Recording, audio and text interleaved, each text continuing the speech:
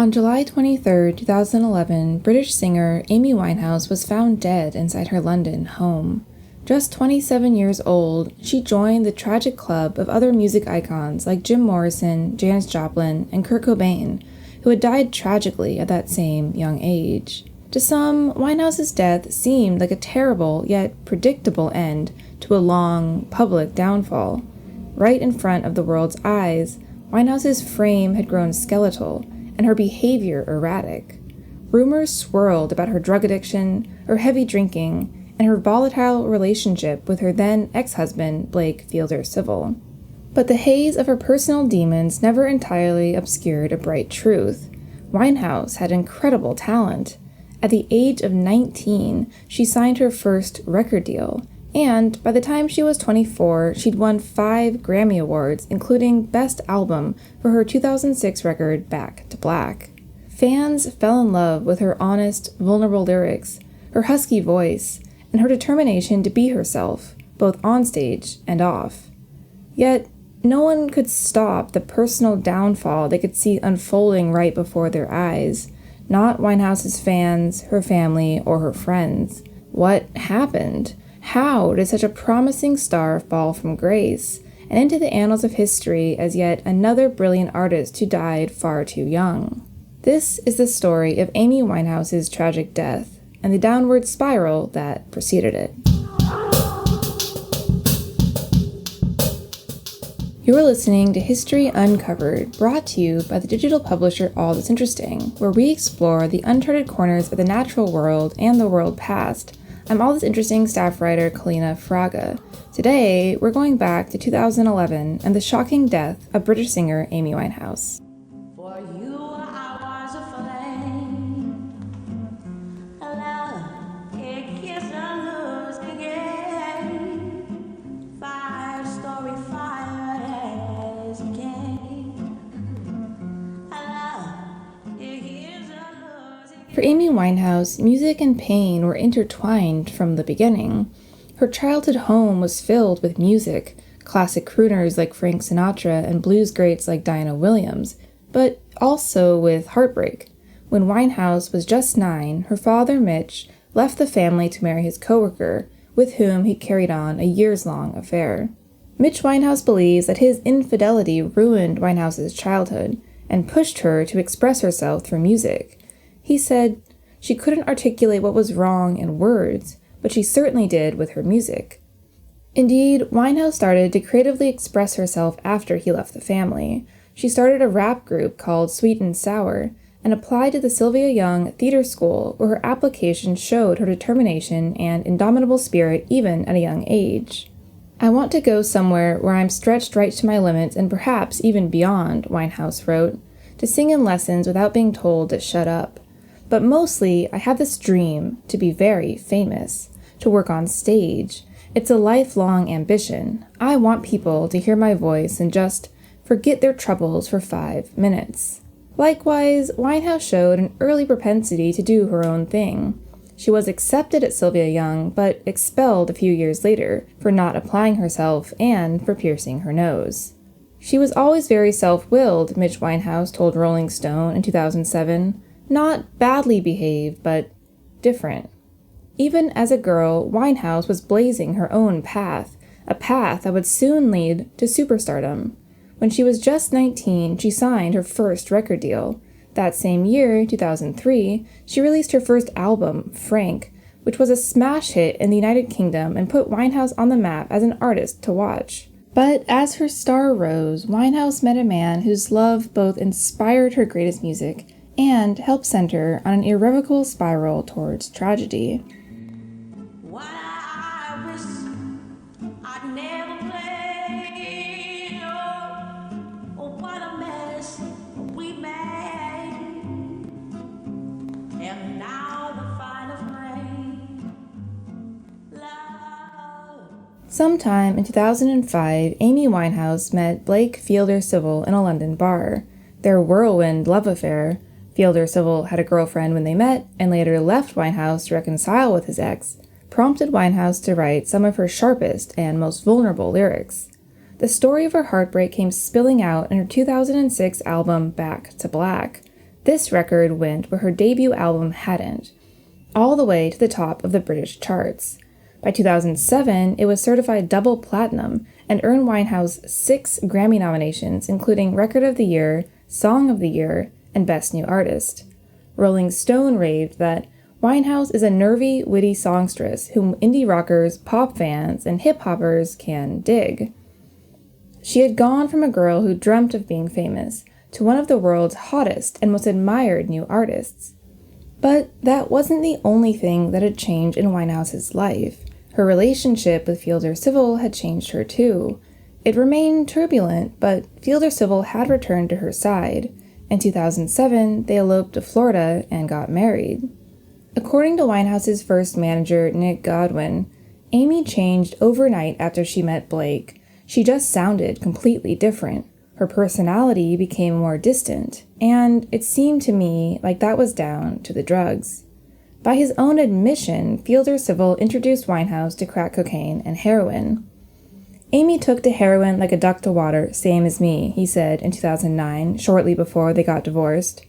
Indeed, the sparkle of Amy Winehouse's platinum record couldn't compete with the new darkness that surrounded her.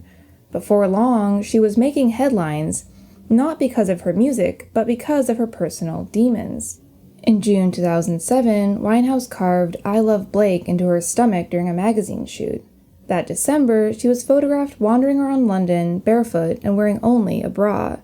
And by the time the 2008 Grammys rolled around that February, Winehouse couldn't attend in person. The US hadn't approved her visa in time because of her ongoing drug problems. A widely circulated video in January 2008 showed her smoking crack, and Winehouse, in defiance of the famous refrain of her smash hit Rehab, entered a drug treatment program. But she later told a Rolling Stone reporter that she did drugs the entire time. Nevertheless, Winehouse won big at the Grammys, winning 5 of 6 of her nominations. She accepted the awards via satellite. It was a tremendous achievement, especially for someone so young, but Amy Winehouse struggled to feel anything at all. As she told a friend, "This is so boring without drugs." Even then, the world could see Winehouse falling apart before its eyes. She had become deathly thin. She had scars on her arms and scabs on her face.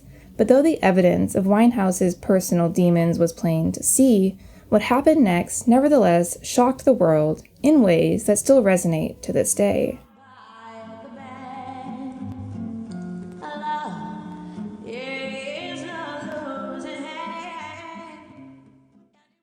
Even after Amy Winehouse wowed the music world at the Grammys, she quickly fell too far to ever rise back up again.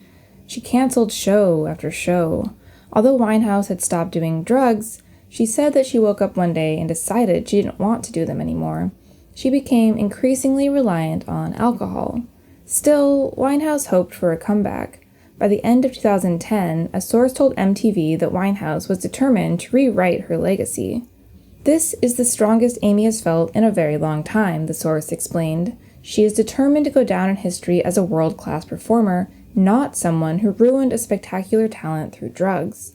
Although Winehouse continued to struggle with alcohol, she and her team began to plot her comeback. They designed a 12-date European tour that would start in Belgrade, Serbia on June 18, 2011. It was a complete disaster. From the moment Winehouse wandered on stage, it was clear that something was off. She couldn't remember the words to her songs. She missed her cues and sat in silence as her backup singers went on. As the crowd of 20,000 booed, drowning her out, Winehouse threw her shoe at them. And the entire train wreck went viral. Winehouse's team quickly spirited her back to London. Her spokesperson said, "Everyone involved wishes to do everything they can to help her return to her best, and she will be given as long as it takes for this to happen." But Winehouse's life was careening out of control, and it was too late to hit the brakes. In June and July, she did briefly stop drinking, but then started right back up again. Winehouse said that she really wanted to stop drinking, but she couldn't bring herself to do it.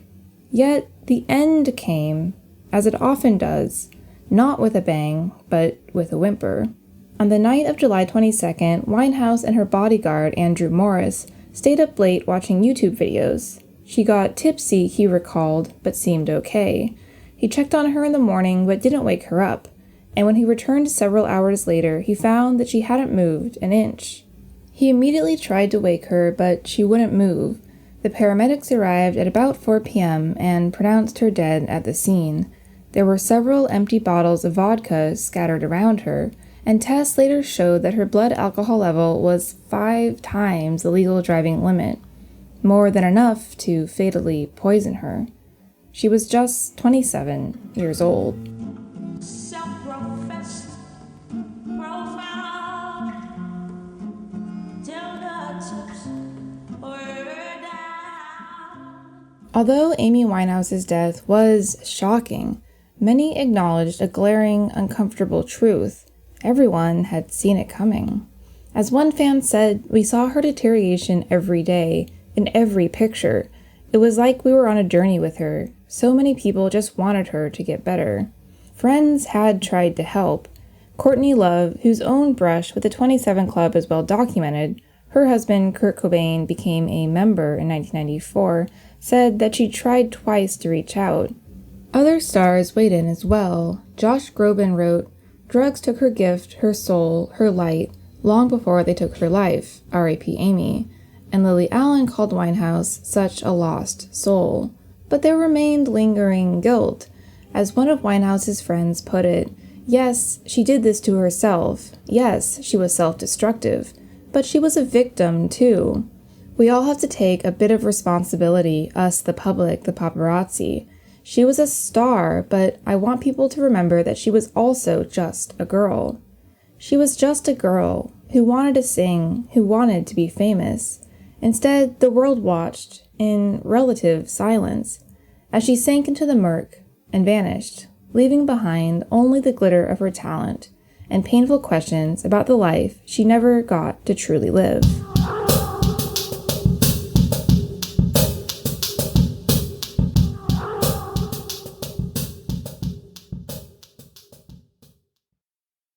Thanks for listening to History Uncovered. I'm History Uncovered's producer, Kit Westneat. If you like the show, help others find us by leaving a review on Apple Podcasts or Spotify. And be sure to follow the All That's Interesting and History Revealed pages on Facebook and Real History Uncovered on Instagram. Make sure you don't miss out on the new episodes and subscribe to the History Uncovered podcast. And keep up with our latest stories at allthat'sinteresting.com. If you have a question about the show or just want to say hi, feel free to call us at 929-526-3029 or email us at podcast@allthat'sinteresting.com. This podcast is part of the Airwave Media Podcast Network. Visit airwavemedia.com to listen and subscribe to their other fine shows like Legends of the Old West and Redacted History. Until next time, keep exploring.